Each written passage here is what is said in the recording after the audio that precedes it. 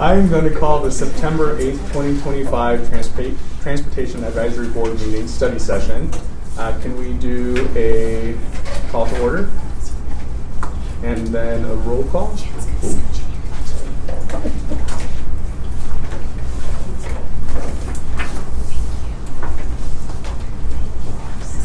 This is technically okay if there's only 3 of us? Well, it's a study session, so we're not doing something. We're not making any decisions or.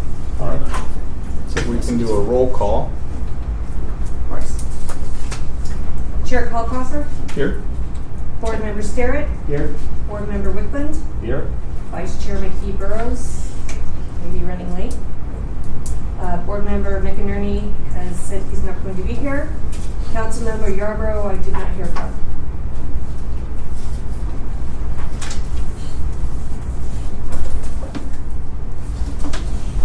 All right. We acknowledge that Longmont sits on the traditional territory of the Cheyenne, Arapaho, Ute, and other indigenous people. We honor the history and the living and the spiritual connection that the first people have with this land. It is our commitment to face the injustice that happened when the land was taken and to educate our communities, ourselves, and our children to ensure that these injustices do not happen again. Great. Communication from staff. There are none. Can we do introductions for the new faces? Sure. Great. We'll start at one end and work our way down. Perfect. Hi, good to see you all. Kaylee Fallon, Transportation Planner. Good evening, Jim Angstadt, Director of Engineering Services. Hello, Kenny Ensign, Transportation Planning Manager. Welcome. Thank you. Kyle Howard, Traffic Engineering Administrator. Hi, I'm Jen Newton. I'm the new Assistant City Manager over External. Caroline Michael, Civil Engineer 1 in Traffic. Hi, I'm Daniela Needson. I'm also Civil Engineer 1 in Traffic. Great. Welcome, everyone. Hi, I'm Ben Ortiz, Transportation Planner. Perfect. Any other communication from staff? No. No. Public invited to be heard. I don't think anybody's here, but we do have something that came in online. So I'm going to read something that we got from Connie Carter. She said she lives in Longmont for 46 years. Recently had been looking for a way to connect online, preferably with the city government, in order to ask a question. Are there any plans afoot to add full fixed route bus service between Longmont and DIA, also DEN, in the near future? I hope so, but if not, I would like to urge for the implementation as soon as possible. Now that 8 Black Shuttle has gone out of business, taking all of its prepaid shuttle vouchers dollars with it, the situation is dire. But while they're in operation, the prices that they charged were too steep for many, perhaps even most Longmont residents. She said that her daughter lives in DC and comes here regularly and travel between Longmont and DEN. She has taken the RTD Boulder Airport bus, and she would drive down to Broomfield to go intercept her. This would take her 1 hour round trip, which was already an overburden on the local roads. When it wasn't possible for her to pick her up from that RTD station in Broomfield, her daughter would have to take the bus to the Boulder terminal and then take the Bolt from Boulder to Longmont, which was an awfully long trip, usually about 2 hours, plus waiting time for 2 buses. Every time they go through that rigmarole, I reflect on how inefficient it is and how ridiculous that we don't have a direct bus service between the city as large as Longmont and the airport that serves us. To close, think of all the Longmont residents on the roads to and from DIA and to the Boulder airport bus stops, each car adding to the overall congestion and air pollution that plagues us all. It's something that she believes is an easy fix and long overdue, and that Longmont needs to have its own airport bus service. I echo what she says. My wife is actually driving to the airport right now because she can't take a bus. So I echo what Connie says, and we really appreciate when we hear from the public. So thank you very much, Connie. Okay, so if there's no other public to be heard, then we will move on to the study session items. And then I think first up is the Strokes presentation. Good evening, cab members, Chair Kalkoffer. Tonight we have, as part of the study session, a discussion on Strodes. We have a short presentation, maybe about 8 or 10 slides, some pictures, some ideas. I also printed out some small scale graphics, 2 copies of each of some examples we have in Longmont, and then one in Wisconsin that I found that might be categorized as a strode. And so after the presentation, any questions, we can break into groups or just generally lay them out on the table. Got some stickies, and if you left me any pens, we have a few pens you can write with, and just make up some notes, things to look at, and then we can have some discussion and close. Great. So, what is a strode? It is generally defined, you grab it from the website and the internet, as a hybrid of a street and a road. It's designed to move cars quickly, similar to a road, but also to provide access to businesses and homes like a street. The problem? The strodes fail at both.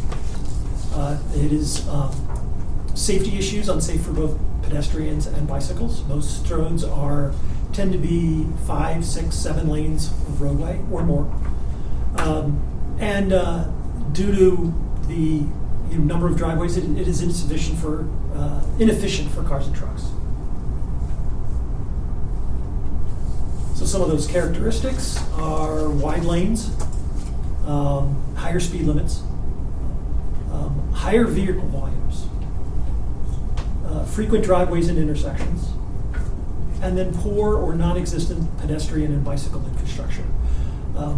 The challenge usually is, because of the wider roads and wider lanes and high volumes, is how do you cross safely? So in Longmont, why are strodes a problem? As we indicated, high crash rates, some poor walkability, inefficient land use, and a low return on public investment. So we threw in our heat map that we have been building from, I think it's from the TMP, that kind of shows the areas of high accidents from the high accident or high incident, high crash network. Thank you. Just an example of, you'll see some of these, I pulled some of these locations as some of the examples of Main Street, both north and south. Looking at, another example is, I pulled in an example on, I believe, 17th, and then one on 3rd as well. So, what can be done about strodes? One of the strategies is access management. If you have better intersection design, fewer driveways, improved visibility, that can make for a better roadway. Complete street redesign, narrow your lanes up, adding more landscaping, providing protected crossings, improving sidewalks, reducing speed limits. Road diets are an example of some of that.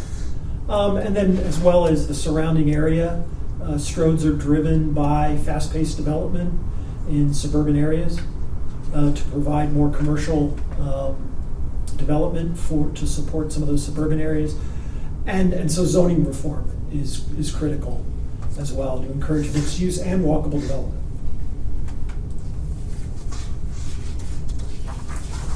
So in Longmont, some of the examples that staff has identified are along Main Street in some areas, Hover Street,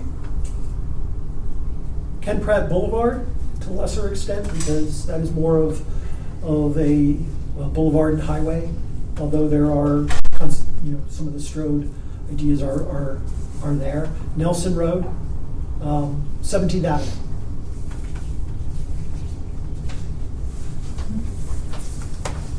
So some questions to consider as we look at this and discuss the issue is, so which streets in Longmont would you consider to be falling into that strode category? And then also, as we start talking about what takeaways we want, what should be done about strodes in Longmont? So one of the things, even though we've been listed as a bullet point, is using the example of Main Street. Main Street, I very easily south of of the road, St. Vrain Creek, and then north in the northern area of the city certainly meets that definition of stroke. Okay? But the city, in moving things forward, the city has, as part of the Main Street Corridor Plan, has indicated that in that document that access management is crucial to provide safety and to improve both flows of traffic for pedestrian and multimodal. It doesn't give us any plan or outline of how to go about that, but as part of the staff, most of who sit and do development review, are part of the development review committee, those are items we look at when new developments come forward, or redevelopment in some areas. We usually look at access points, and if a development if they are doing a certain level of development, we will begin to restrict their access, either closing access on Main Street entirely or requiring them to provide right-in, right-outs. Some of the other improvements on Main Street have been CDOT has instituted a number of projects to install medians in the center of Main Street so that there are not, to limit usually accidents, in most cases, one most recently at 17th, and then south of 119, just south of 119, they closed off, provided a median that restricted left turns. Accidents, few years ago, accidents have been significantly reduced on those types of accidents. City code currently, most of the roads we're talking about as roads are arterial roadways.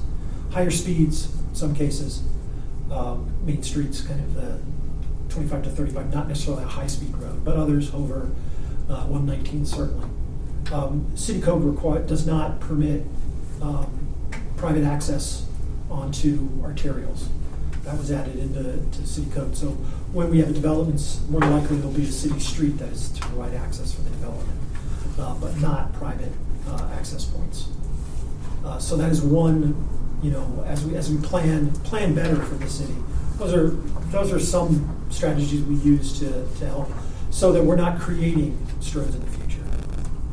But I'll run it back to questions and open it up to anything for now before we start looking at some plans. I have a question. Do curb cuts, the more curb cuts there are, does that increase the road being a stroad, or does that have nothing to do with one another?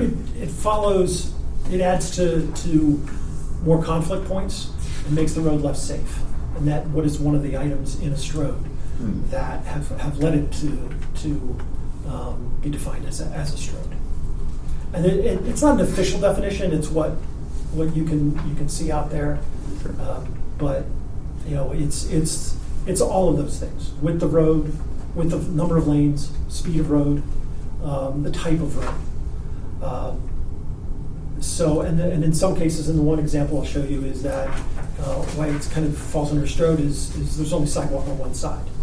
So it doesn't provide the dynamic of traffic, and what we do about it is changing. In Longmont and nationwide, too many accidents. Okay, we see it historically over the last few years, more pedestrian accidents, more bicycles being hit. So, some of the strategies to help bring those numbers down is to provide better facilities, whether it's protected bike lanes, buffered bike lanes, additional areas for pedestrians to walk outside of the corridor of where traffic traditionally has travels. And how does that change the road diet? How does that change the throughput? So road diets not necessarily will change that, attack that aspect more than mean the driveways, but it can reduce the road, it provides better pedestrian crossings because it reduces the areas of conflict. Okay, so an example I'll use is, and one we're still working on, is Sunset, which was in the past was a 4-lane corridor, 2 lanes in each direction. Okay, we took out one of those lanes in each direction, provided a center turn lane, and provided bike lanes on the outside. So road diets can, within certain limits, depending on the capacity of the roadway. We don't recommend road diets, and it's not recommended for when you have more than 20,000 trips on a roadway, because there's just too much traffic. But in a lot of our city streets, we look at that as part of our strategies. Usually it's currently being driven through our pavement management program, where we're working on a roadway, or we're going to repave a roadway, we start looking at how do we provide Vision Zero kind of components into that roadway. Okay, how do we provide more bike facilities? And so it's a slow process, and that can be done with the limited funding we have. So we're actually working on next year's kind of proposals for which roads to look at, how to provide crossings, areas around schools, we're always looking at that, how to provide that kind of better avenue so that we can still move cars in a safe manner, but provide protected facilities for bikes and pedestrians. Great, thank you. Can I add something real quick? Cammy Edson, transportation planning, and that's why some communities are moving away from using the term road diets for this exact reason, adopting the language of road reconfiguration to be able to get away from some of those definitions when they know there's a better potential layout instead of having those metrics be constraining to what they want to do. So less and less use of the term road diet, maybe more and more use of road reconfiguration.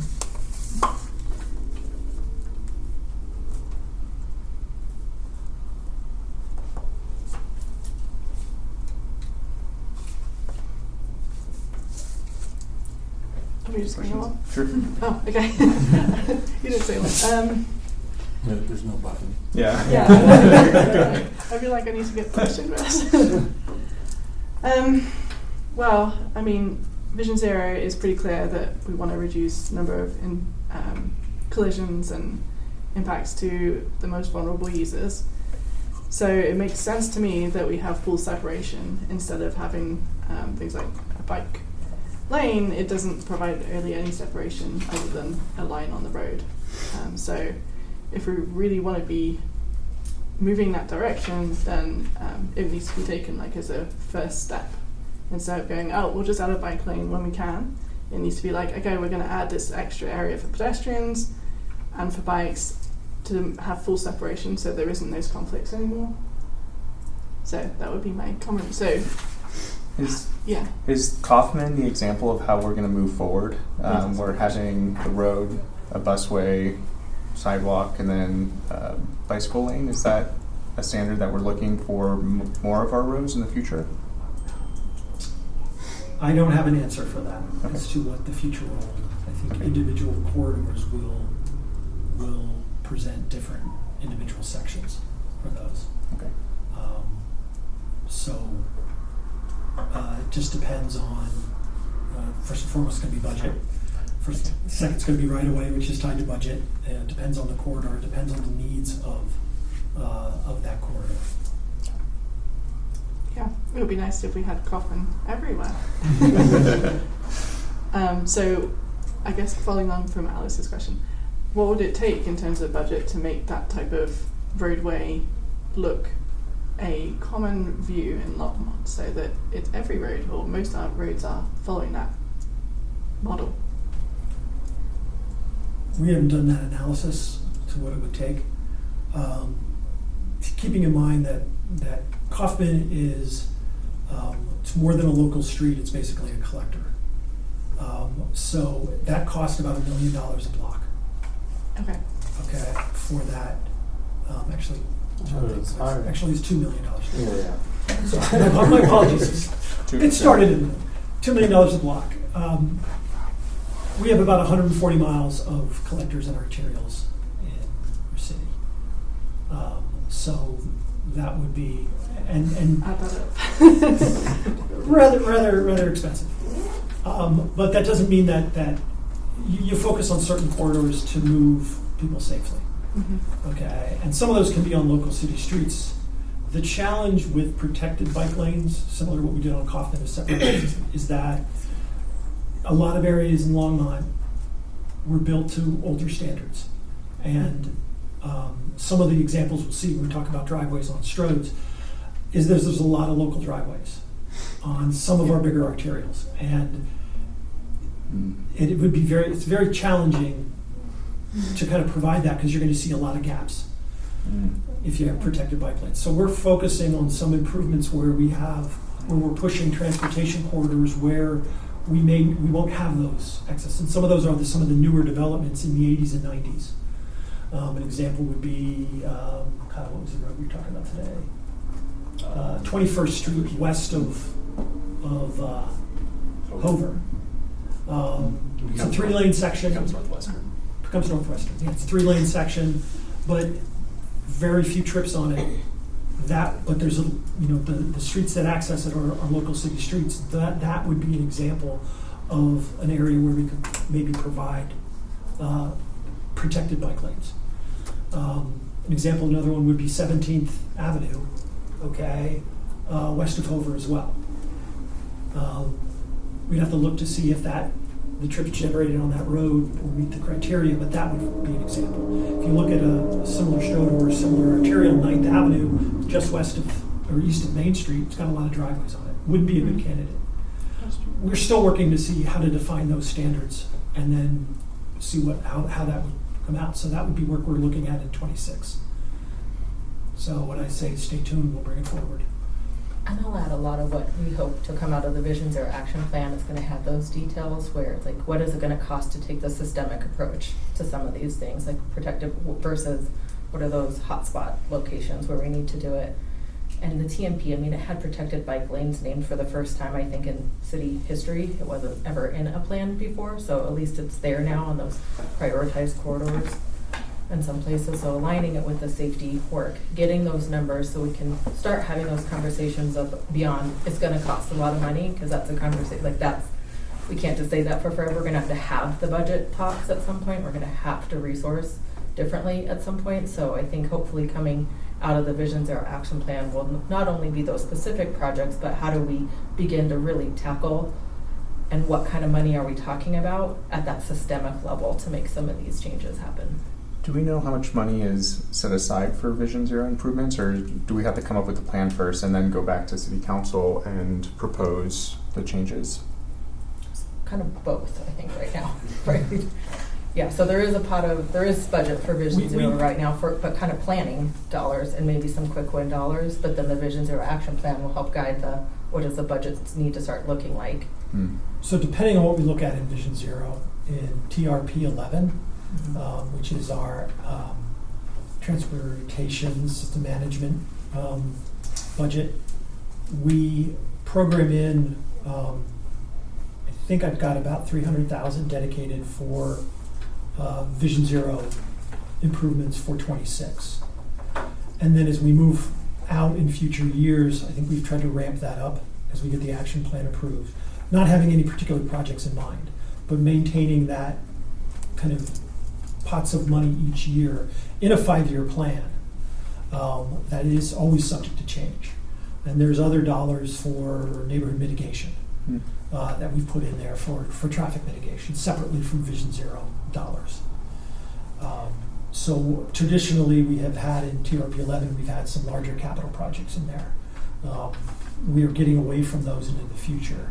We're starting in 26, and we'll see that laid out to basically be about transportation management and not larger capital projects. Thanks. But right now, those costs are covering the planning and the grant matches. Sure. It's not necessarily enough to cover project costs at this point. Sure. Just to clarify. Thanks. I would say 9th is one of another street for sure. But it sounds like it's going to be very challenging to make any changes about with the driveways. But to answer your question, which streets, other streets, 9th would be definitely another street, I would think. Cause Well, I always think there are creative solutions to 9th. You know, center turn lane, narrowing to potentially restricting access to various neighborhood streets so that you're required to go to an actual collector to then get to the neighborhood, makes the neighborhood quieter. So there are options, always. But it's just a matter of creativity. I think for Strodes, I want to kind of hear from you guys is so like Kaufman is redone. Would you call that a street or a road? Just like when we're talking about Strodes. Yeah. So like we created a street that's going to be more economically viable for the city. I see great development opportunity, and that's where I want to get to the discussion about Strodes is, all right, Hover, what do we want it to be? Do we want it to be an economic zone, or do we want to just move people? And then how do we, if it's a road, how do we move it to also be safe for the most vulnerable, as the TNP demands that we change the paradigm? So how do we get a pedestrian or a wheelchair user across Hover? And I've heard stories of, a blind person trying to get to work at Home Depot. How do we provide services for the most vulnerable instead of, like what is going on Hover right now is there is an extra turn lane that's being extended. There's going to be another light, so now we're going to just create more platoons of vehicles. So what are we doing for pedestrians or bikes or other people that do not have the luxury? Yeah, I would say Kaufman is a good example of what is kind of anti-Strode, is it has a defined purpose. So Kaufman was designed and built for bus transit and as well as pedestrians and bicyclists to travel through the area, since we have Main Street that is very car heavy as being a US highway. So that side of Kaufman is the ideal place for a bicyclist to travel that portion of the city in a low stress environment that's protected. And then the infrastructure around it was catered to move pedestrians and bicyclists with the primary objective of having the buses on that route. Cars are kind of secondary to that route, and we're providing that primary route for cars through Main Street, as well as other streets. So when we're talking about streets and roads, that's the problem with Strode, is it does both, but not graded either. Right. Kaufman is very directed of, it has a defined purpose of moving other modes of transportation besides just cars or single-on vehicles. Right. And I would say from the city's investment, now we're going to get a return on our investment by various developers and economic advantage along Kaufman, as I've already heard from various property owners along Kaufman. So if we think of it in those terms of investments, where instead we have Strodes that might cost too much money now because it doesn't do anything well for commercial activity or safety or promoting development for housing, to get people closer to those commercial opportunities. So how can we, that's where zoning reform changes, but you probably got to talk to planning and zoning, not us. But zoning, I don't know if we've been informed about the economic changes in the area, but I mean, as far as just a comfortability standpoint, there's been a lot of praise in the design and just how nice it is to walk in the area, just away from louder vehicles. You generally get a more relaxed driver going through there because they're driving with more purpose of finding a destination, not driving through the city. And Kaufman's a great example of maybe that's kind of the ideal world, but we're taking a lot of things we've learned from that project and we'll be applying it to future Vision Zero projects. So you might not see the full build out, but there'll be a lot of design elements that we've learned from that project and bring to other areas in the city. Okay, so then now if we wanted to turn Hover into a road, according to, we're talking about Strodes, where street and road hybrid, and we need to choose which one it should be. A Strode doesn't do any of it well. So that's what I'm trying to clarify. So a road just moving people via vehicles, how do we get a vulnerable user across that street who can't drive? Yeah, so... What kind of standards can we maybe start implementing? So does that mean underpasses? Does that mean center refuge islands, but then with lights that are going to shut down traffic because a road is also way too fast? Yeah, and that's stuff we've kind of in the background and haven't quite seen with our new traffic signal project. We've been actually retiming a lot of the lights. So we've actually increased a lot of the yellow times to the modern standard as well as red clearance times. And as far as pedestrian crossing times, we've actually recalculated those distances and have increased them across the board. And at a lot of major intersections, most of them, you will see a lead pedestrian interval. So they'll actually hold traffic for all red while pedestrian gets a head start. And we've actually seen a lot of improvements there. A little bit, people don't understand that the lots of lanes go, they're kind of conditioned to see the green light. But along with our new technology upgrades, we're collecting more data to seeing where people cross, how many times they cross. So we get volume counts of people, bicyclists, as they use our crosswalks, and as well as our driving lanes, so we can make those decisions of where are people going, and if we provide new routes, so let's just say Hover, we don't decide that's going to be a future, say bike route. How can we get people across those areas using our existing infrastructure that are more low stress roads? Like Gate Street's a good example of Vision Zero road that's already designated as a bikeway. It's a collector. How can we provide improvements to that area? They get a travel route for bicyclists to get across the city to avoid taking Main Street, to avoid taking Hover in a low stress environment, and then providing those east-west connections. Right. But then everyone has to get to a grocery store. Yeah. So, that's where our grocery stores are generally on Stroads. So, we still have to think about how to move a bike or someone walking to get basic needs. Yep. And part of that is consolidating the access points for even bicyclists where they're coming from, so we can give them a low stress environment and then funnel them naturally into an area that we can focus on safety improvements going across the road. So that's an underpass, but that's more protected intersections. Well, even for a bike like on Hover, we have a great multi-use path on the side. It's pretty wide, so there would be no need for on-street bike lanes, and that would be ridiculous for the speed of traffic anyways. So yeah, I wouldn't want to ride a bike on that either. I just want to see more actual clear design standards, so that we have something to work towards over the next 30 years. But then also, I do want to say that, the entrance to like a Home Depot, where there is that driveway to get into the Home Depot, and there's been numerous accidents coming out of that drive for people trying to turn left, and then now that's been built out and restricted, so you can't turn left. That's a great fix, and that was, probably a lot quicker than redesigning the whole street. So, or road, whatever, Strode, yeah. And so that's another thing I want to hear is what can we do in the meantime? Like, because the design standards, we need to actually pressure that to, I think, have a better vision for what 30 years from now looks like. That is exactly what how the Netherlands have done it. They have strict design standards, and then within 30, 40 years, they have a great network.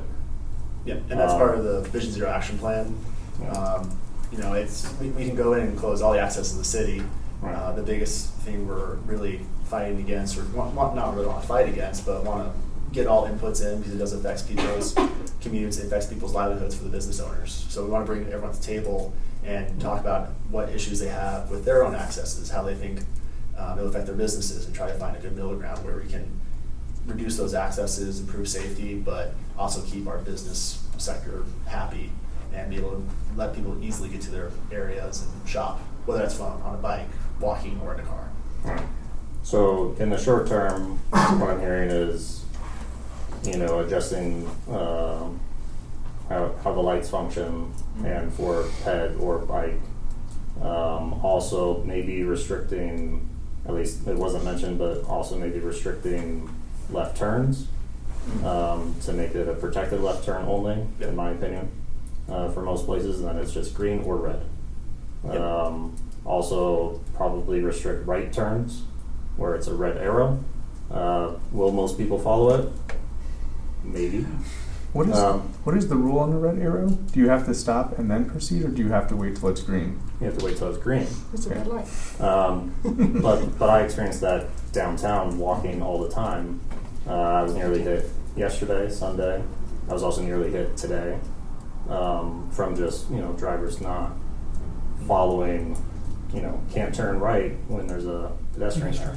Yeah. So, but maybe a visual of a red arrow could help.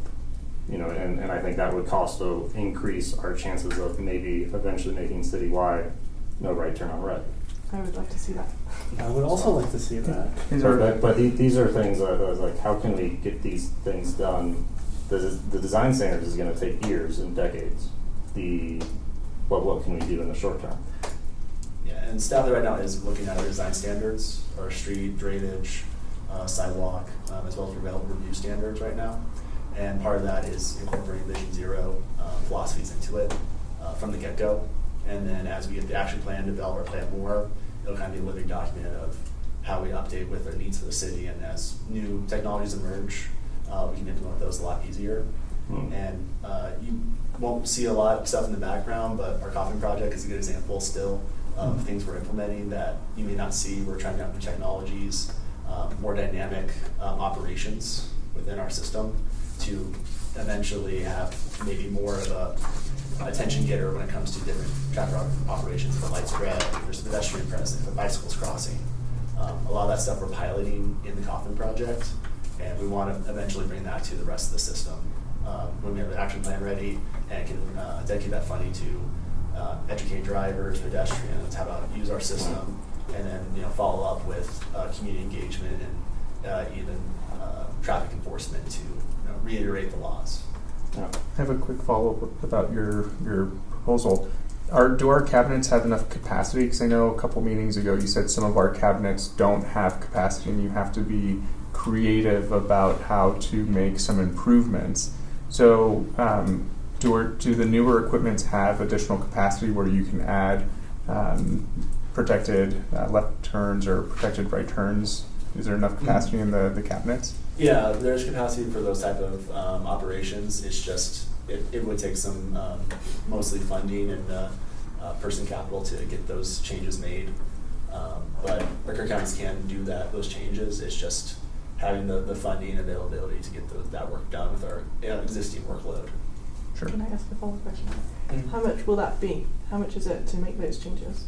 Depending on the signal and how it's existing configured, and if there's no problems with the underground utilities, it can range from anywhere from about $20,000 to $100,000 per signal. Okay. How many signals do we have? 102. Okay. Soon to be 103.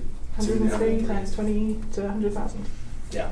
But I mean, you could target like the main 5 or 6 that have the most problems first, and then work your way down the list. We have been upgrading certain signals, but it's definitely, it comes to our existing funding and staff availability to make those changes. Yeah, it seems like you could at least make those changes at the top 3 spots in town, and have no turn on red ever, only protected left ever. Yeah, some of the right turn on red. We'd like to see some more infrastructure improvements before we implement those, just for compliance. You can put up a sign that says no right turn on red, but if you're on the compliance, like the no right turn on when pedestrians are present, it's kind of a wash when it comes to locking our resources. So we'd like to see some overarching improvements to catch people's eyes and really hammer home that we want people to not turn right when there's pedestrian present to improve safety. But a red arrow could potentially reduce that number by 50%, potentially, because it's red, it's visual. Yeah. People generally obey red lights, Generally.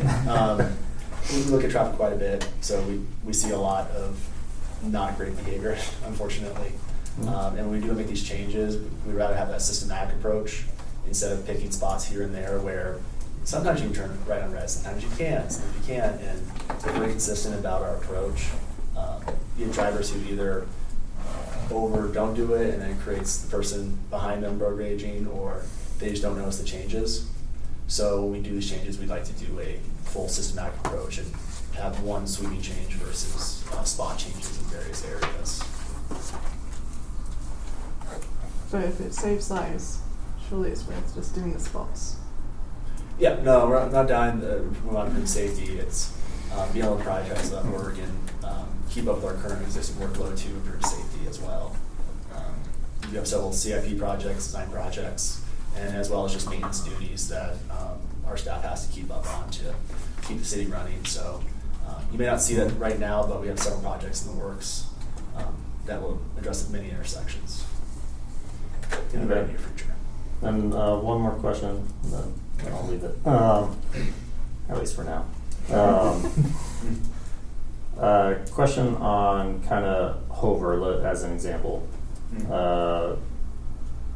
What would be your all's opinion of trees along the side. So like there are some existing trees. I know in the past a car has hit a time or two, some of them. But also I see that tree is also protecting potentially a vulnerable user who's on the pathway. So is there at all an opinion, because I know some old school thinking was, you know, you want a clear zone so that the car could keep going and then they don't damage themselves. But what do we choose as what our priority is? So I know through the development of the action plan process itself, sustainability and us are already working together on how can we align with their heat index and how can we use green design to help meet multiple needs without creating another problem for another need, right? You know, we don't want to create site distance issues, but if we can tackle, obviously, traffic calming, heat canopy, you know, whatever, it might just be greater aesthetic, you know, places for island refugees or medians, you know, all these things kind of all at once. So we're going to hopefully be able to bring that forward in the action plan, as well as how can we align those green standards, heat standards, transportation road design standards, all to make it easier, like Kyle said, to say yes to these kinds of projects quicker, faster moving forward. So we're already talking about it internally. It just hasn't made it to the policy change level yet, but that's what we're working on so we can bring it to the policy change level. Okay. The city does have In an progress. arborist as well. In and progress. you do see a lot of new tree plantings or the tree bags around the city as they're trying to plant new trees, establish them. So we definitely bring up Overstreet and some of the missing areas. But you do run some issues with, we were talking about site distance. Knife and Pace is a great example of those little side neighborhoods where you're trying to pull out and look down and all the trees are blocking the sight lines. So as we're planting new trees, we want to be conscious of keeping sight distance for both pedestrians and bicyclists, because as you get more clutter in the road, there's more chances for obstructing views. So, Right. Well, the sight distance is ruined in downtown just by parked cars. So yes, you know, yeah, and that's something we're looking at too during Vision Zero, is to make that consistent change and equitable as well. So we don't want to be punishing one area of the town because it allows voices there. We want to have something that's very consistent across the board.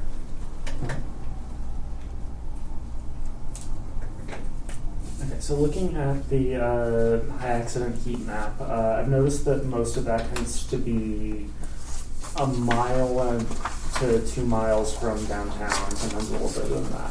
But like you can see downtown is sort of like this area that doesn't have like the bright hot spots, right? It's got some problems, but I'd say, you know, Manning Ken Pratt is probably our biggest, as well as up at 66, Highway 66 in Maine.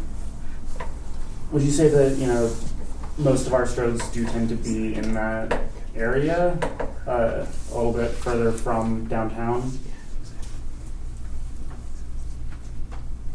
Sort of like, you know, places that were built, you know, after or like post-war, but aren't. I would not. I would not say that the area of 287 Main Street in downtown, from 3rd Avenue to 6th or I think would be downtown considered a isn't, stroke. Yeah. Particularly between 3rd and 6th. Access has been limited. There really aren't any driveways. Yeah, it's just only parking. 1 or 2. We've restricted left turns. Mm-hmm. We've provided safe access mid-block crossings, as well as signals, and those blocks are smaller. Yeah. So I don't know that qualifies as a stroke, in my opinion. No. Okay, what you're going to further see out. is south of the creek, where you have the wider roadway. Mm-hmm. Okay, where it expands to 2 to 3 lanes in each direction, center turn lane as well, and then wider lanes, much wider, and driveways everywhere. Yeah. And even though it's 35 miles per hour, I believe, in that area, people drive a lot faster. Did that answer where you were going with it? I think where I was going is there like a certain like age where we see a lot of stroads in the development pattern, like a certain era of development, or is it something that we see? Just a lot of legacy roadways of built to a certain standard, and they met the standard at the time for what was needed. But Longmont wasn't 100,000 people there, Yeah. and everybody was car-centric. Yeah. We're not anymore. So we're trying to provide facilities for all users. Absolutely. So I have a question about the heat map. I don't have a laser pointer, but right below 66, I'm assuming those two blobs are 66. So there's two areas on Main Street that are not as highlighted. Main Street between 3rd and 6th. Well, what's our opinion with the heat map skipping a big chunk in North Longmont? What can we attribute to? Just get up to this area right here. not as many accidents. But why? The circles are at intersections. Those are where the conflict points are. But these are still pretty big intersections. So maybe Not 17th. can I just describe what this data actually is real quick? Sure. And what it isn't? So what these data points represent are just crash count, right? Of just fatal or severe injury crash counts. So it's just a count. What it doesn't do, and what an analysis that we're working on right now, is to relook at this data and say, like, okay, 17th and Main, when you take all of the criteria of what 17th and Main intersection looks like, the speed limit, you know, the volume, traffic volume, all of that, and compare that intersection with all other intersections in Colorado that have the same conditions, does 17th and Main and Longmont perform worse or better? Okay. So kind of that level of safety is not represented in here. This is just a crash count. So it's like a starter. It's still valid data, but it doesn't necessarily tell the whole picture of what's going on at these intersections or where they're going on. So we have to take this with, it's limited for what it is right now. It doesn't have the most current data either. We got to sort of redo this with the most current data.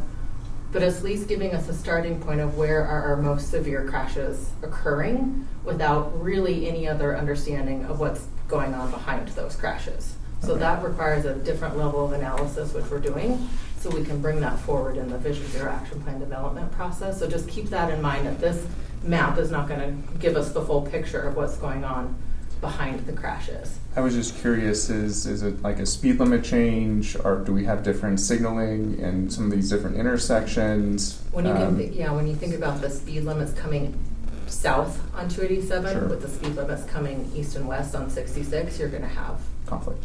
higher conflict versus the slower speeds coming up north from 287 too. So that's one potential explanation or condition that changes depending on the lake flow.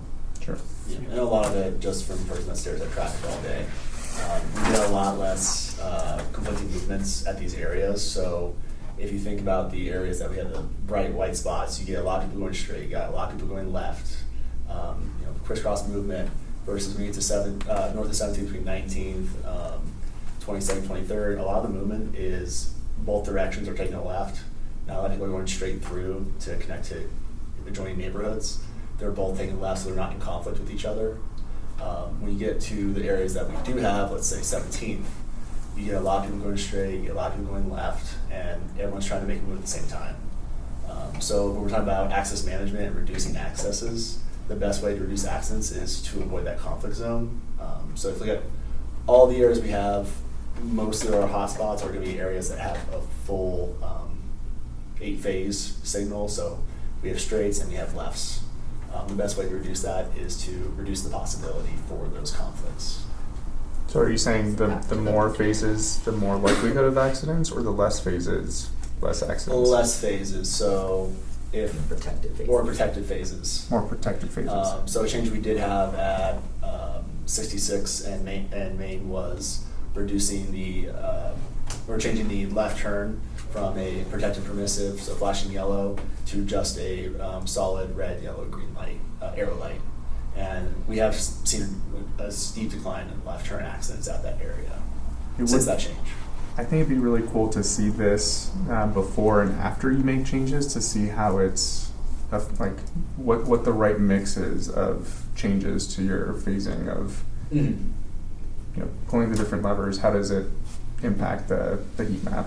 Yeah, and that's part of our kind of changing our signal system infrastructure. We're getting close to wrapping up that project, but it's going to give us a lot of data on how many people take left turn, what times, does it increase on certain days, certain hours, certain days of the week, so we can track that information and make changes. So if we see accidents and volume rise together, we can make those changes to our signal. And when you make those changes, is the date notated so we can say, okay, this date, this is when those signals change, so we can look at the data? Yeah, we can track all those changes and then compare them from before and after. That's cool. So I had a thought about, so of course we can't really change the state highways, they are set by the state. But we can change the access to all the businesses that run along those roads. They don't all have to have entrances from, like, say, 66, or we can change. You could change the access so it only comes from the collector roads. So there's no entrances or exits, no less driveways going in and out of 66. So you're just reducing the speeds of when people are entering, and it'll be easier to make it more accessible to vulnerable road users. So you're just taking out some access points from the super fast roads where we have a lot of conflicts, and moving people accessing those businesses to a collector road. Have you considered maybe looking at that approach? Yeah. As Jim said, in our development review process, we've been trying our best to require closures where we can. Sometimes we come in conflicts with fire code. They have specific requirements of getting in and out, so trucks can, if there's a fire or anything like that, they can get in with any type of apparatus they might need. We do come some issues with, there's like strip mall areas off Main Street where it's pretty narrow parking lot. So for them to have parking and then sharing access is very hard and require either all the shop owners to agree on these changes, or it would require additional right-of-way. Okay, but if you provide alternative ways of getting to those businesses without involving a car, then you won't need as many spaces for cars to park because people are going to be using their cars, right? Yep, and that's the goal as we're doing a lot of different project changes to really think about how can we get other people in alternative ways to destinations. So I'm just thinking, like, for example, like Safeway on 119. There's multiple ways to get into Safeway, but there is one spot where there's no light and it's just the right turn into it. You don't have to have that as an access point at all. You could just close that off and just use the lights that are already existing, or even having it coming off South Pratt, for example, and having no access coming from 119 at all. So it's all coming from the collector roads rather than having so much access coming from all different directions, having it all focused on one or two directions, so it's easier to navigate for different users. Does that make sense? Yeah, no, I understand your point. Yeah. I will say it is hard to change accesses on a state highway. CDOT requires special permits and traffic studies to make that happen. We've kind of gone through that process a couple times, and it's laborious. But that's something that we have been looking into and are looking to the horizon to see if there's any possible projects that we can move forward to help reduce those accesses and point people towards more of a controlled intersection. Which ones are you looking at? We are looking at our high crash areas. Look on the map along 119. You can see the big bright spot. We're looking at those areas to see what can be done to reduce those types of crashes. What about a roundabout? Refer to the right-of-way comment. Being a state highway, we need I believe the design requirements like a 60-foot semi-truck for those requirements, and ends up being like a 300-400 foot wide roundabout. So the right-of-way take would be extensive. Okay, but it would save lives. You have to get that approved first. It's still a highway that we have no control over. Yeah, so I mean, we could talk about this all day long. I mean, we can only do what we can do within the city. I get what you're saying. You're right. It would save lives, but if you want to, you can send some letters to CDOT and let them know what you're saying, and I'm sure they'll agree with you, but what will be the process after that? Because talking to staff, that's good, you letting them know, but I think maybe as an advisory board, you all can send a letter to CDOT. Well, and on that note, CDOT is obviously working through updating their design standards as well with the adoption of the new State Highway Safety Improvement Plan as well with the safety. So as that comes out, it's going to make it easier for local municipalities to also then adopt what CDOT is now sort of more welcoming to and those changes, because they are looking and considering all of these things that they have previously said no to or very difficult to get a yes out of. So as the whole kind of system shifts towards a more safety-centric, human-centric, from the federal, state to local level, right, it's going to get easier to be able to, for the locals to be able to make some of these changes on the network, the state network, versus what's off the state network and more in our control. So to your point, that's going to change as well. Are they taking public comment? It closed already, but it was open last week. Yeah, let's do it. That would have been really good, especially since they're changing. I'll double check, but I think it just. Do we know when they're going to complete their standards? I'll look it up while we're chit chatting. All right.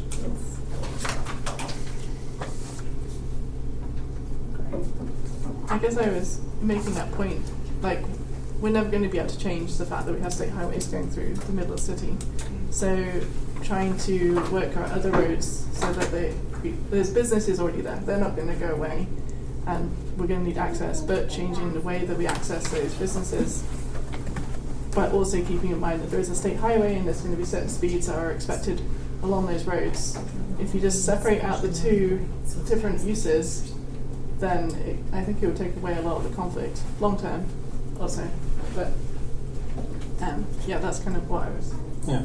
Well, no, I agree with Gina of trying to work with CDOT to reduce access points so that you actually control the traffic where it needs to be controlled. Instead of the road is more randomized in out confusion. So if CDOT is actually changing some of those standards, I think that would be a great step, hopefully. I think that's it. They'll adopt their plan first, and then they'll work on updating the standards. And the plan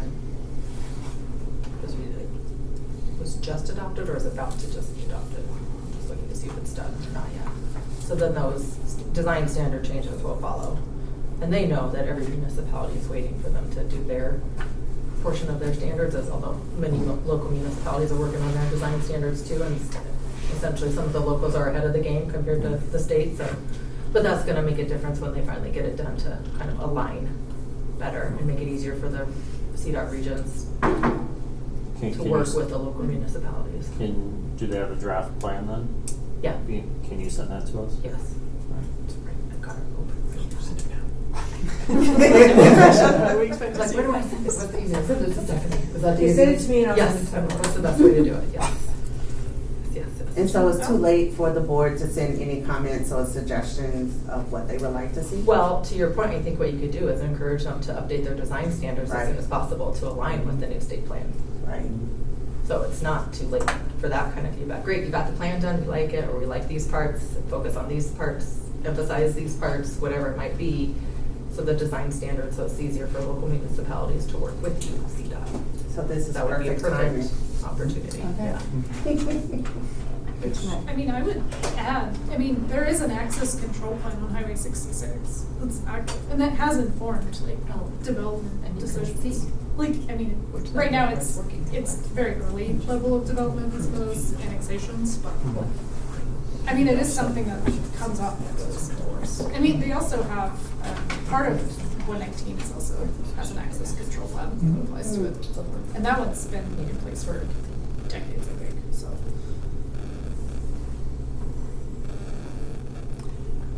I'd also suggest maybe the city think about thinking about your long-term view of the future.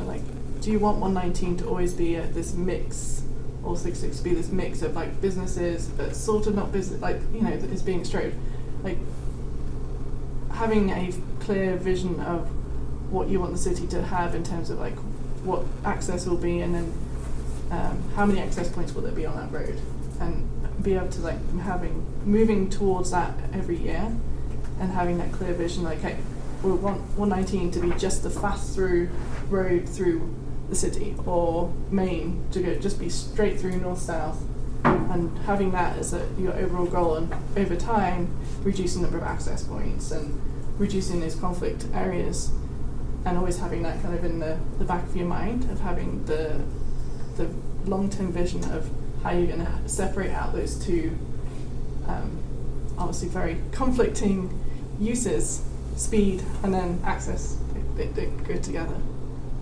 Hopefully that makes sense. But also 119 and 287, those are the two roads that people use when they're passing through. So Exactly. people who live in Weld that work in Boulder most likely are using 119 to pass through and go to Boulder. People who are going to Loveland are probably using 287 to get through. So I think as much as we want to try, we're never going to eliminate that type of road user unless we have roads that bypass the city, which I don't think they'll ever be budgeted for that. So Or I think unless we have a robust transit system. Yes. Yeah, that seems like. But that involves RTD doing their job. But I think that's, unfortunately, I think that might never happen because we're on the edge of RTD, unless there's a different solution than RTD, because we're at the edge of RTD, and people who are going from Weld to Boulder, that's not RTD district. People who are going to Loveland, also not RTD, but it is part of that. But there's the Fort Collins bus, so if that could be That's right.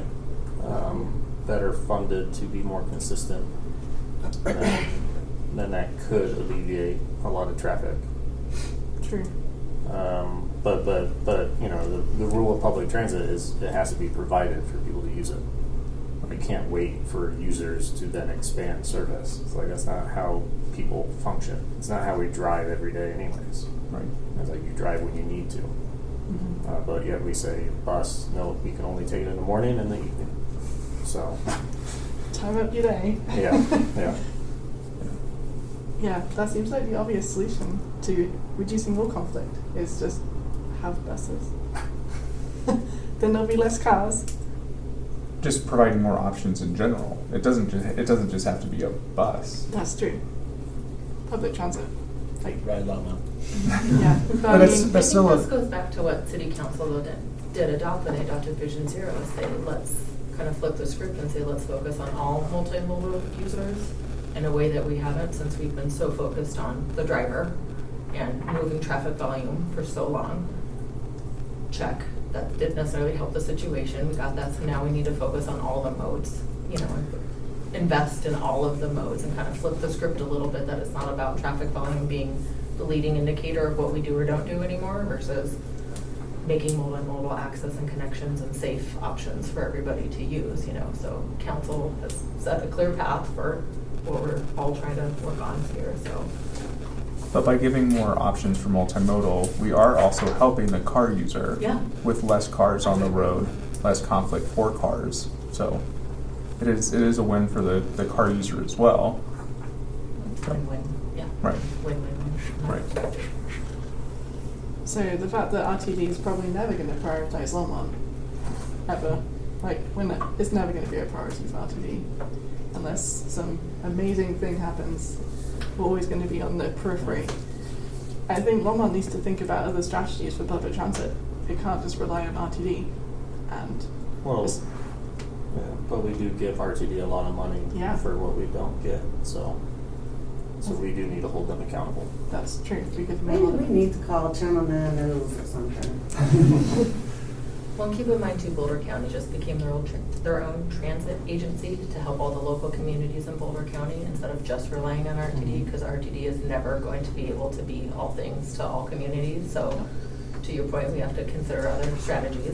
Mm-hmm. And now that there is the partnership fund, the partnership money, the fact that they're allowed to work outside of their district or, you know, run buses outside of their boundary lines, I mean, things are they also realize they have to work in partnership with other people because they can't be seen, and it will help them and reduce their stress if they don't have to be everything to everyone. So looking at who else can become a transit agency or who else can provide transit is what definitely everyone is looking at, because RTD cannot and will never be the end-all be-all for all sort of transit options, for sure. Yep.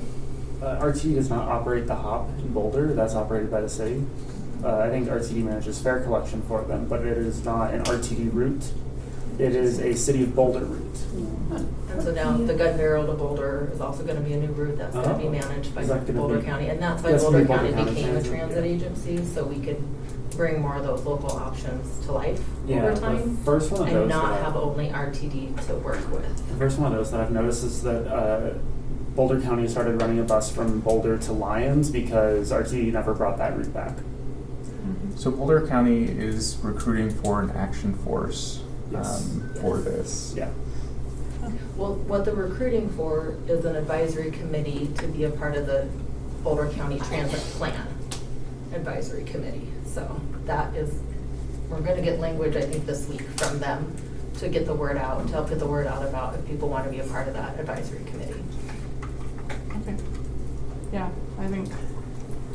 I thought it was not allowed that municipalities had bus routes. So how is Boulder doing their own bus routes? They might be funding it entirely Yeah. to RTD, but if you go, what's really weird about HOP is it's like listed in RTD's like routes and stuff, but if you go to the schedule, it takes you to the City of Boulder website. It's So some weird It's not the city, thing. it's the provider. So it's VIA operating their own bus service. It's not City it's of Boulder operated by VIA. operating the bus service. Okay. Yeah. So how do we do that in So- Longmont?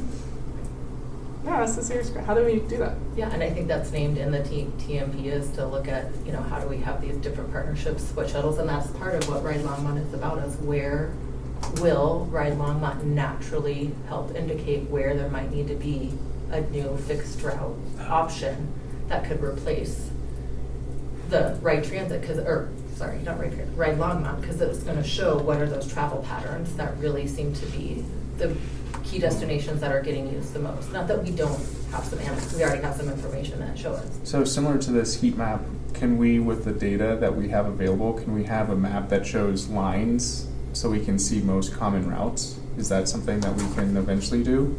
For Ride Longmont? Mm-hmm. Yeah, so we have a heat map of like origin and destination pairs. I'm not quite sure if the operator is able to see like actual routes. They might be able to, but I've seen like heat maps with like, here are the top pickup and drop off locations. From my understanding, they're actually pretty well spread out throughout the city. So it's not really showing like one singular like route that's like, wow, this could be served by fixed route. With that being said, the program is less than 1 year old. So I think that once we hit that 1 year mark, we'll be able to have kind of more substantial data to look at with VIA transportation, separate from HOP VIA, to look at that and see what our options are. That is all data that they have on the back end. I don't have access to that, but obviously they're more than willing to like work with us and get that data. So that is something that we can do and have talked to them about. So I think one of the most important things that we need to figure out is how people are navigating our transportation network with all modes of transportation, whether it's car or pedestrian or bike. Where are people going and what are their routes? And I know, are we going to be collecting license plate data for trying to figure out where people are using our roads, or is that not something that we'll be doing? So it is. Engineering does not collect license plate data. We No? don't have any current efforts going on Okay. for that.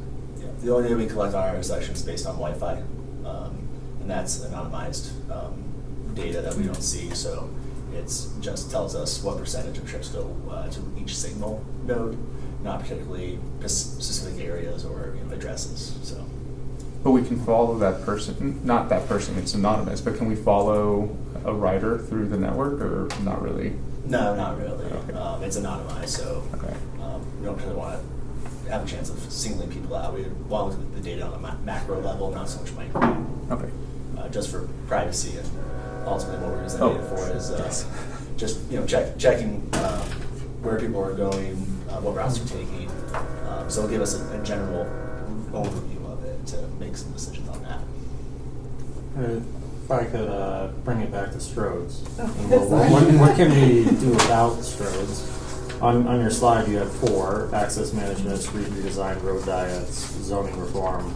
What would you say is the top one you see as the most influential to change, kind of, well, increase safety, but then also increase value? So that we can afford all these projects that we, on this side of the table, want.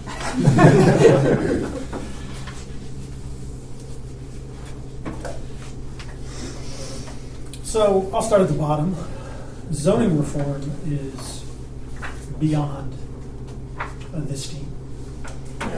That would be undertaken through changes to Envision Longmont, which I believe they have been talking about updating that, originally approved 2016 or 2018. We're in their And they're in 10-year that cycle. process of looking at that in the future.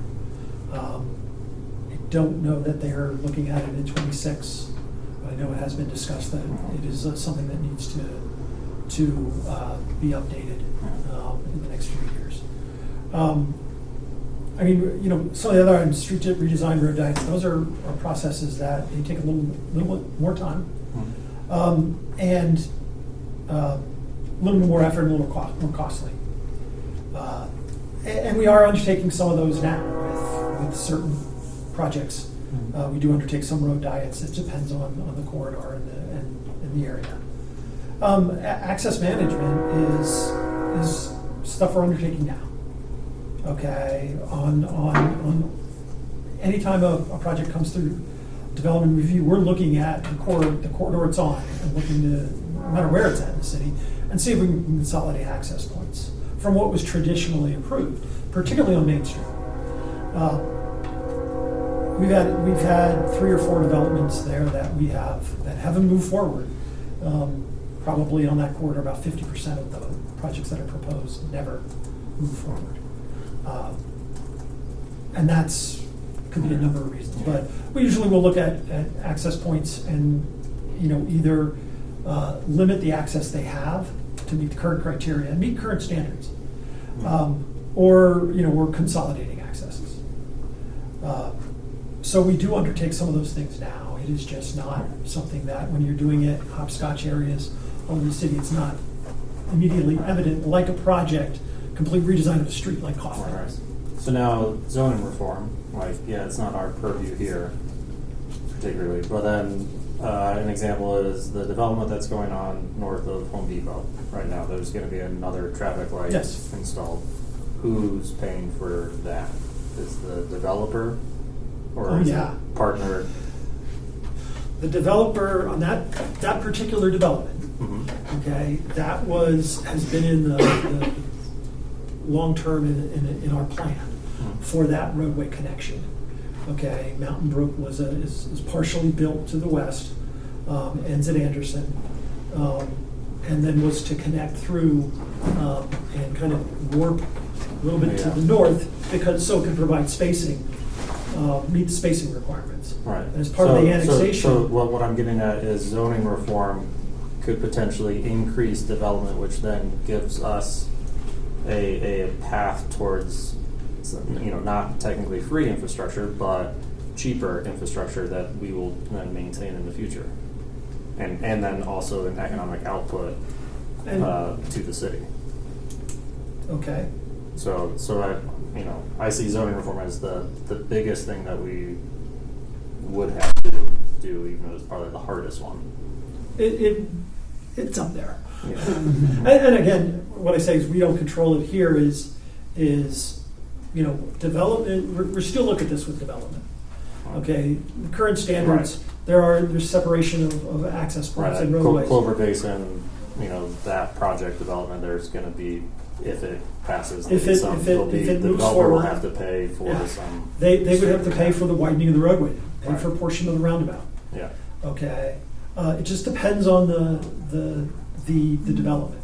Yeah. Okay, and including any development. Example I will use is currently being planned is the development, the northern end of the city, at the northern up on 287, those two empty parcels north of Walmart, both sides of the street, are looking to come in for development.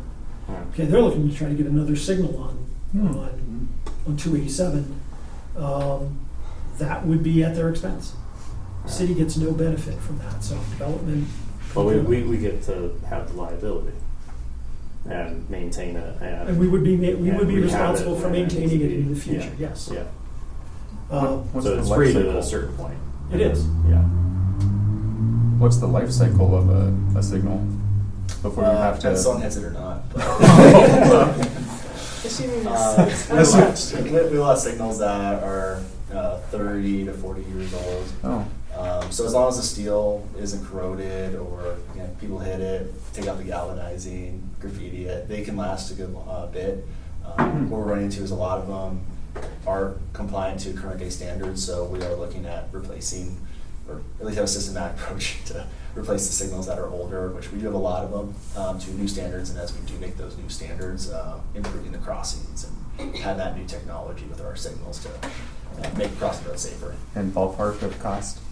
Right, it's rising, but we're looking at anywhere from $400,000 to $700,000 per signal, just depending on the size and work required. Well, and is it fair to say that anytime you're ordering supplies these days, it's taking generally 6 months longer than it used to receive? Yeah, it takes about 6 months to receive the polls. So when you're trying to project plan what you thought it was gonna take versus what it's actually taking now just to receive the supplies, just across the supply chain for reasons we can all guess. It's taking a lot longer to just get supplies. So when you are looking at redoing intersections and signaling, do you ever look at the amount of space that pedestrians have when they're waiting to cross? Yep, we're looking at that, and minimally we'll meet the ADA requirements and ProRag at bare minimum, but we are looking at other ways to expand that to be more inviting for multiple people to be standing in an area, or bikes with carriages, provide that extra space where we can.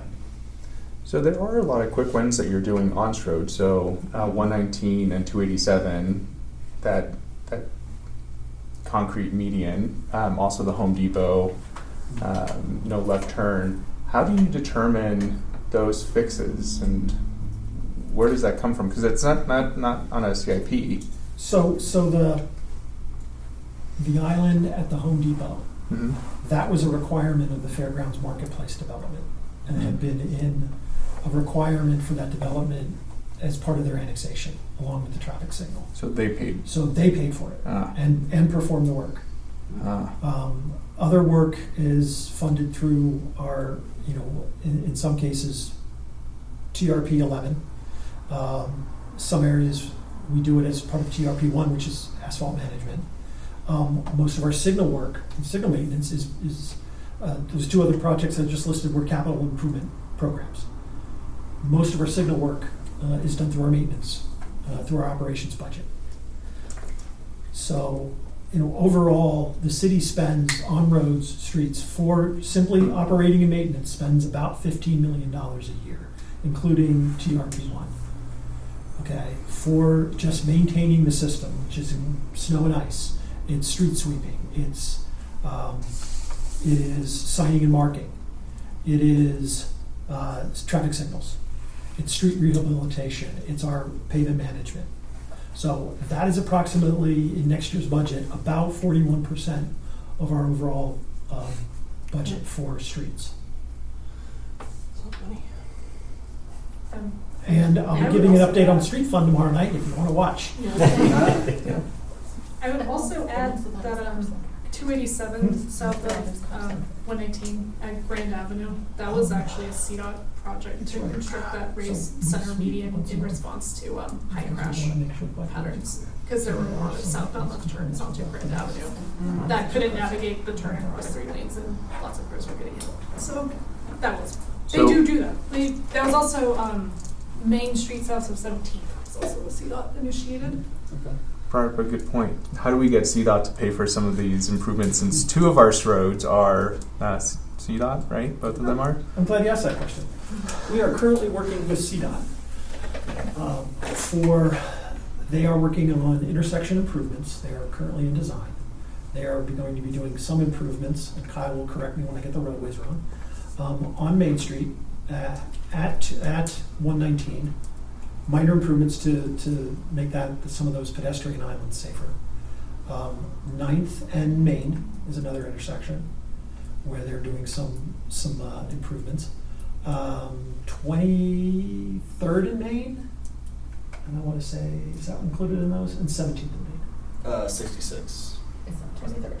Not 23rd? Oh, 66. And then Mountain View minor improvements. And Mountain View, some minor improvements. So they are working on those. That is currently in design.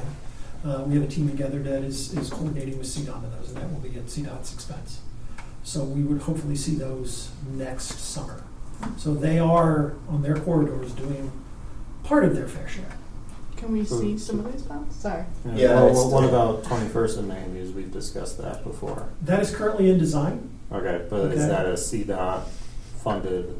That is not CDOT funded. That is going to be a city-funded And project. so It'll why be a the CDOT difference there? approved. What happens there? Why is it a city funded instead of a CDOT funded? Because we move forward with a grant for that project. Okay. We received a grant for the design.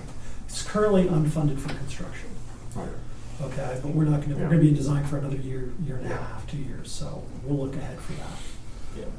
And then also, if there's an opportunity to pursue a grant for any of the construction, I think that isn't one of the projects we're looking to And choose. obviously, CDOT generally looks to the municipality to take care of maintenance needs because they have no capacity to do it. If we waited for them to do it, nothing would get done, right? So there's always those maintenance agreements with CDOT about who's going to maintain it. It's always going to fall to the local municipality for the most part. And we do have an agreement with CDOT for maintenance of the traffic signals that are on CDOT corridors. They fund a portion That of are the within work, our limits. and they're within the city limits. And then we also have, part of that is also striping contract, where we do long line striping on state roadways through a city contract, and then they will reimburse us a portion of the work.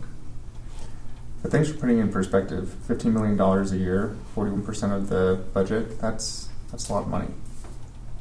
Well, I just do, Jim, like we all acknowledge, like, it's still a very car-centric system, right? It doesn't mean that bike lanes don't get cleared, but like, we don't have special equipment to clear bike lanes or, you know, it's still a very car-centric budget that's gonna have to shift over time.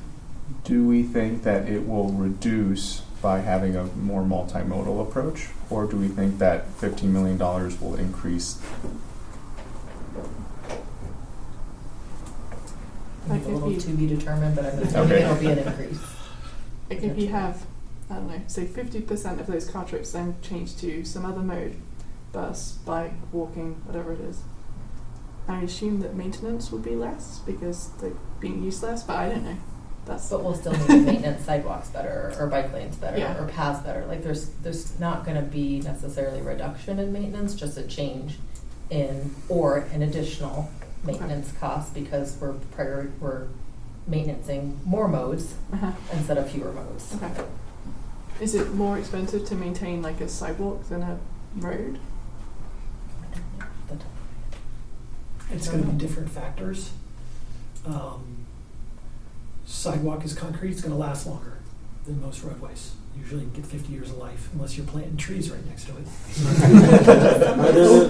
Oak trees. I know. There are ways to mitigate that, I will say. There are. But some of these initial estimates of what it could cost us, or the numbers that we're gonna need to start considering and talking about, should come out of the Vision Zero action plan, to give us those starting numbers to actually react to.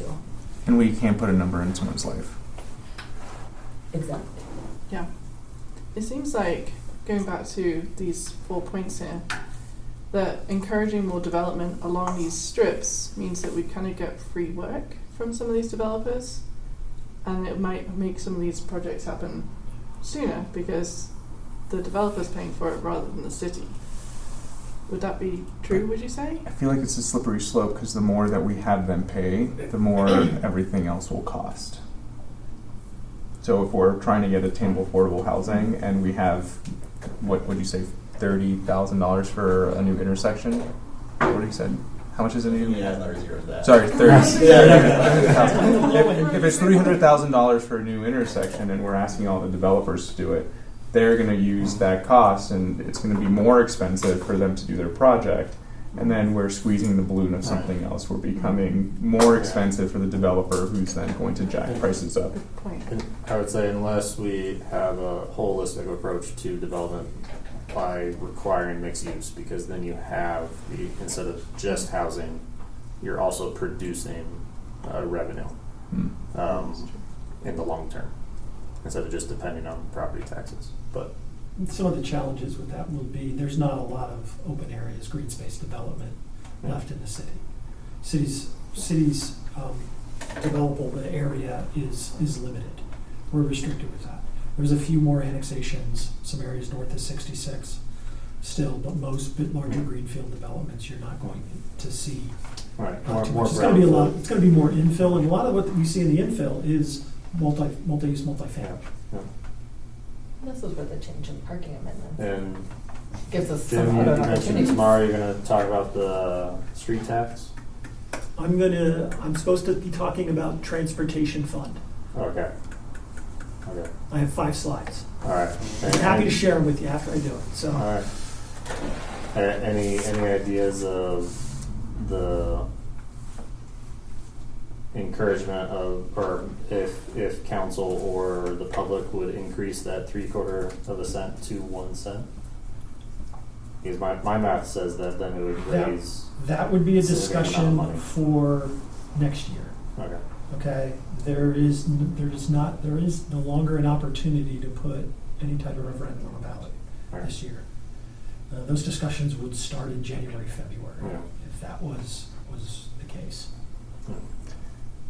I do want to give time, because I know you brought stuff with you. If you'd like, if not, I can give you some examples. You guys can make notes and bring them back to a future meeting as a discussion item. Well, we got a half hour left. It's up to you got guys. time. I've got time. I like to look at things, point up, and talk about you it. brought I'd be them, happy so to let's. pass them out. Yeah. You can share them. Yeah, let's do Take that. 5-10 minutes to make some notes on them. I have some stickies and some pens. I do apologize ahead of time. Our plotter broke, so I couldn't bring a big roll plot. I had to print them out the biggest I could. And I created 2 copies of each. They're labeled. There is, I do have two sets from 3rd Avenue from different locations. And the reason why we didn't talk about 3rd Avenue kind of as a stroad, but I think it's a roadway we can look at as a future opportunity from Martin Street to the west, going into the east side of town. Okay, it's 5 lanes, center turn lane. It's got parking on the outside, but to the east we put in bike lanes. Okay, east of Martin. So right now we have bike lanes that basically end. If you're on 3rd, we have a widened shoulder. So I added that in.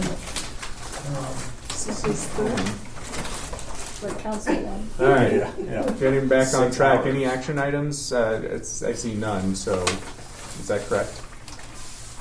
No action items. Very quick comments from the board. If you want to go first. Well, I enjoyed this process. I think hopefully it was helpful for staff to have a bit more of a 2-way discussion, a little bit faster too than one comment. Anyway, so I appreciate doing this today. I don't know. I don't have any other comments, I guess. I'm glad that we sat down and did this. I would love to do this again and spend more hours looking at it, because I feel like we could talk about it for a long time. So yeah, let's do this again. Yeah, thank you. This is fun. The kind of one follow-up idea or question I have is kind of related to, how can we, what I want staff to always think about is how can we have quick wins? So those, like the new detour on North Side Boston to kind of circumvent the river project now. Is like how can we have these quick wins to promote safety, but then also how do we fund it? So whether that's plastic bollards in Denver. They're doing more robust bollards than what we have. My brother has seen them get run over by a fire truck and they pop right back up. So just that's what I want the city to think is what can we do in the short term, and then what should we work towards in the long term.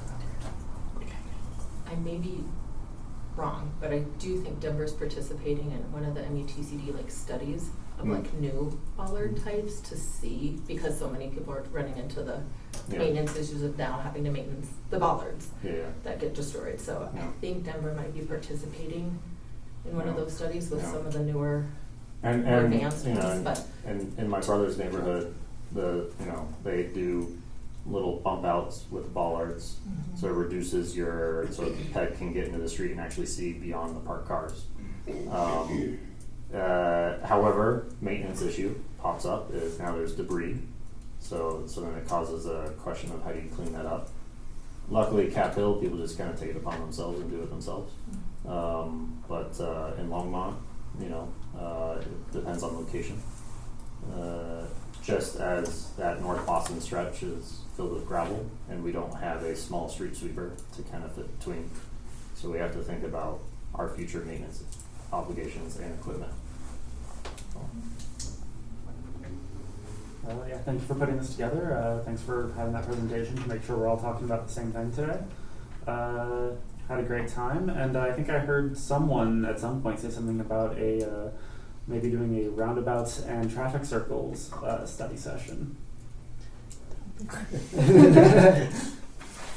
that was me. I really appreciated this. Thanks for providing some insight on how much everything costs, because we have a lot of lofty ideas, and it's nice to know how much things actually cost, because especially in this cycle we have limited money. So using CDOT's money to do some of these improvements is, I applaud you all for getting that done. So thanks for thinking creatively on using other people's money. Because money is tight these days, so appreciate that.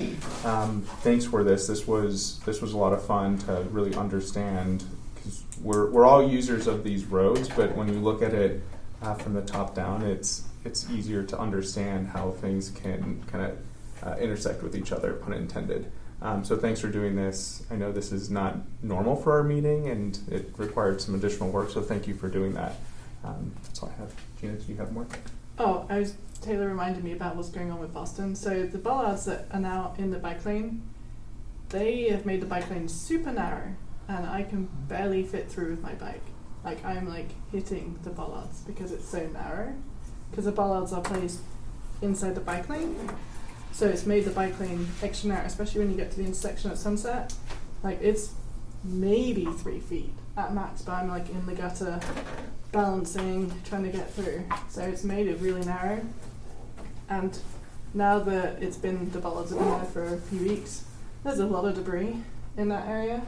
A lot of debris, and I keep getting moving around because of all the rocks in that area. So I know that we talked about this last month about extra sweeping, but with the bollards now in the way, how is that happening? Because right now it doesn't seem like there's being very swept, and it's just a sweeper can't fit. Yeah, exactly. Yeah, so that's an issue. If you want bikes to be able to using that lane, you need to keep it swept, but then don't have the.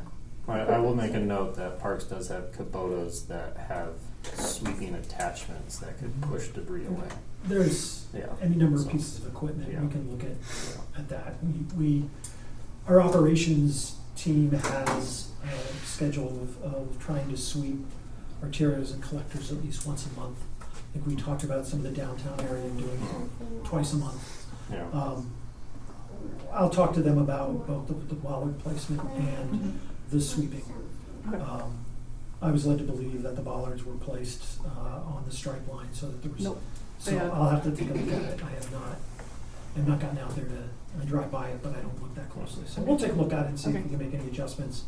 And then we'll also talk about what we can do about accelerating or ramping up the street sweeping in that area. It is pretty nasty, mostly because of color and materials. So, but certainly we'll talk to our operations guys about it. Okay, thank you. I appreciate that. Councilwoman? Yeah, this was really good, really informational, and I mean, when y'all were doing work, I was talking, so. But talking transportation, I just want to say that next month will be the last month that I will be able to go to the council at the market. What we do is take down information from people who have suggestions, comments, complaints, and this past Saturday I was there and I got a lot of complaints or a lot of suggestions, a lot of talk about bike lanes. So, you know, people were complaining a lot about the bike lanes, those lack thereof, and I actually have that in my truck too. I wasn't thinking. But a lot of people on this past Saturday were talking a lot about transportation and issues and things. So, and I invited people to attend the task force for Vision Zero. So, Cammie, if there's something that I can get, because we do have one more on Saturday. Next month, it's the last one that council will be at the market. But to be able to, we have so many people come to the table and talk to us. I'll make sure Dylan can get you all the flyer for the upcoming task force meeting, so you just have it on hand to hand out, which is bilingual. So that would be perfect. That would be perfect. And then that way you all have it. Yeah, because they start not only talking about bike lanes, then they start talking about the different roads, kind of like what you all talk about here. And I'm like, we always have people looking for people on the board. You will be great on the board. So that's a great opportunity if anyone from staff would like to come for the next month to kind of talk to people and hear their ideas and things like that, as well as giving me something to pass out to people or hand out to them so that they know that we are doing things. But for the most part, people are very pleased, besides they say overgrowth, and they keep saying that they don't want us to be Boulder, but yet these are people who move from Boulder. And so that's what I have to deal with. Well, thank you for talking to them about it. And Absolutely. Working on it, giving them that avenue to connect. Yes. So if I can get that for at least for October, then that would be amazing. Definitely. And one final comment, since you kind of brought it up, we do have 2 empty seats for whoever's watching out there. Applications should be opening today for boards, correct? For openings. What are you looking at? We have 2 open spots. The city did open up the application process to get on board. So whoever's out there and interested in transportation, we have 2 seats. One's for you. Apply, please. Yes. Yeah, I told several people on Saturday. So thank you. Thank you for being an advocate. All right. And if that's it, can I get a motion to adjourn? Motion to adjourn? I'll second. All in favor? Aye. All opposed? Thank you all.